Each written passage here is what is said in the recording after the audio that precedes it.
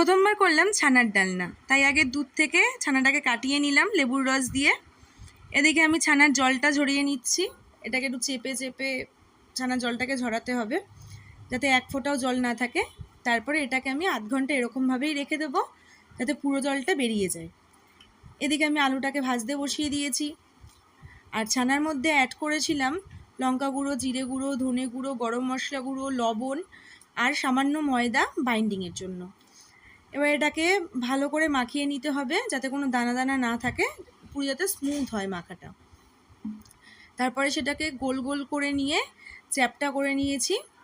একটু চ্যাপটা করেছে, ছোট ছোট করেছি, বড়ার মতন হয়েছে অনেকটা। তারপরে ওটাকে আমি তেলে ভেজে নেব।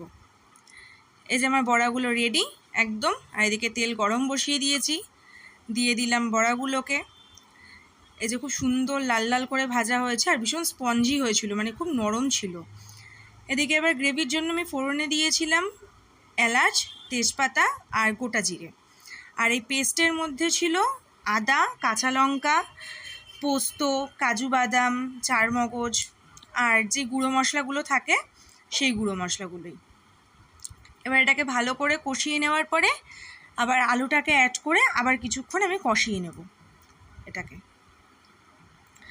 এটা যখন কষিয়ে তেল ছেড়ে যাবে তারপরে আমি হালকা একটু জল অ্যাড করব। তারপরে এটা ফুটে গেলে আমি গরম মশলা অ্যাড করে ছানার কোপ্তাগুলোকে দিয়ে দিয়েছি। ব্যাস, উপর দিয়ে ঘি ছড়িয়ে দিয়েছি। রেডি আমার ছানার ডালনা।